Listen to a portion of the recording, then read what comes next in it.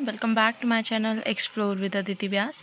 In today's video we are going to discuss about critically analyze universalization of elementary education in Indian context.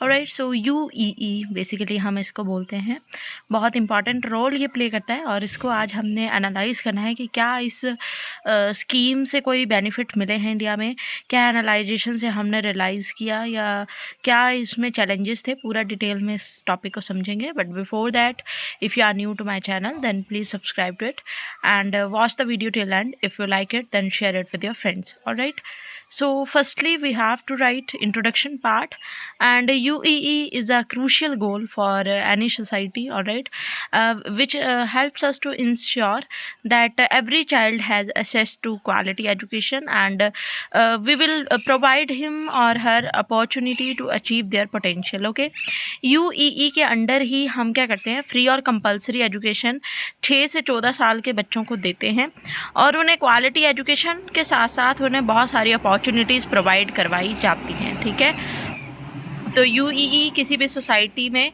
काफ़ी crucial role जो है वो play करता है. Then come to its meaning. If we talk about the UEE in India, it simply means कि सबको education available करवाना है 6 to 14 ग्रुप के जितने भी बच्चे हैं. ठीक है, और प्रॉपर इसके जो हैं कॉन्स्टिट्यूशनल प्रोविज़न बने हुए हैं.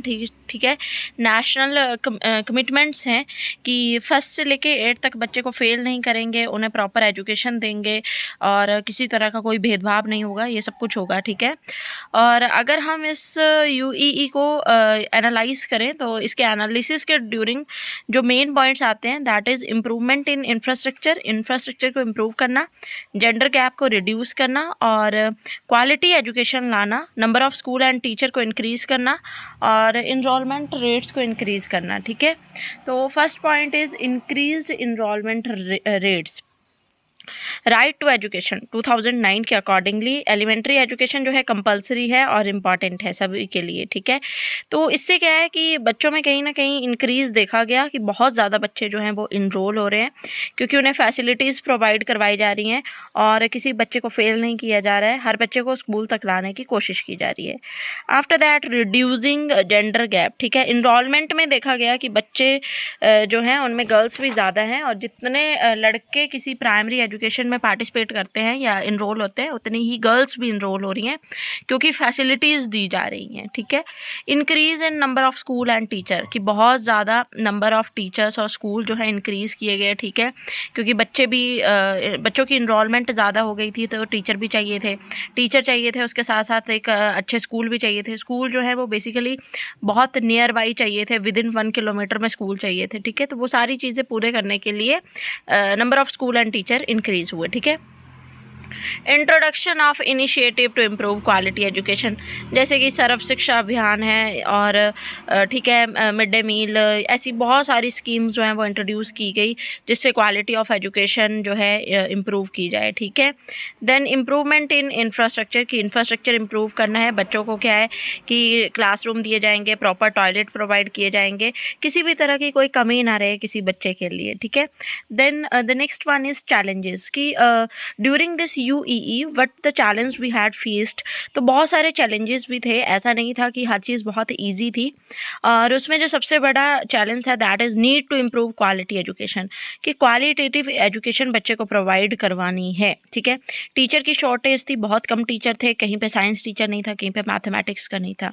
लैक ऑफ सेफ्टी, अगर जेंडर गैप की बात करें तो लेडीज़ के लिए कहीं ना कहीं वो सेफ्टी में कमियाँ थी जिस वजह से लड़कियाँ कम थी. ड्रॉप आउट रेट्स, कि बच्चे इनरोल तो हो जाते थे, बहुत सारे बच्चे आ जाते थे, लेकिन ड्रॉप आउट बहुत ज़्यादा थे, छोड़ बहुत सारे बच्चे जा रहे थे. ठीक है, इम्प्रॉपर इंफ्रास्ट्रक्चर की बात तो की गई थी पर कहीं ना कहीं प्रॉपर फैसिलिटी नहीं मिल रही थी. सोशियो इकोनॉमिक प्रॉब्लम्स, लोगों के पास थोड़े पैसे नहीं थे, सोसाइटी उतना ज़्यादा इस चीज़ को एक्सेप्ट नहीं कर रही थी. ठीक है, देन स्ट्रैटेजीज़, इतने सारे चैलेंजेस आने के बाद कोई ना कोई स्ट्रैटेजी चाहिए थी जिससे ये सब कुछ कम हो. ठीक है, तो डिजिटल लर्निंग पे फोकस किया गया, टीचर को ट्रेनिंग दी गई, इंफ्रास्ट्रक्चर को हद से ज़्यादा अच्छा बनाने का सोचा गया. मतलब कि प्रॉपर उसमें टॉयलेट्स गर्ल्स का अलग, बॉयज़ का अलग, क्लासरूम प्रॉपर. ठीक है, उसके बाद कम्युनिटी की पार्टिसिपेशन करवाई जाने लगी, पेरेंट्स को बुलाया जाने लगा. ठीक है, कम्युनिटी कम्युनिटी की सलाह ली जाने लगी, ठीक है, किस तरह से कैसे डील करना है। और हर बार ड्रॉप आउट्स को देखा गया कि किस तरह के ड्रॉप आउट रह रहे हैं, क्या रीज़न थे, वो सारा कुछ एड्रेस किया गया। Then the last one but not the least one is conclusion. तो यूई जो है वो बहुत इंपॉर्टेंट गोल है हमारे इसके लिए, बट इसके साथ साथ इसमें बहुत सारे चैलेंजेस हैं जिनको अभी भी इम्प्रूवमेंट की ज़रूरत है। बहुत सारे ऐसे चीज़ें हैं जो अभी भी सुधारने के लिए बाकी हैं। So this is all about UE. I hope you all understand it. Thank you for watching. Stay connected.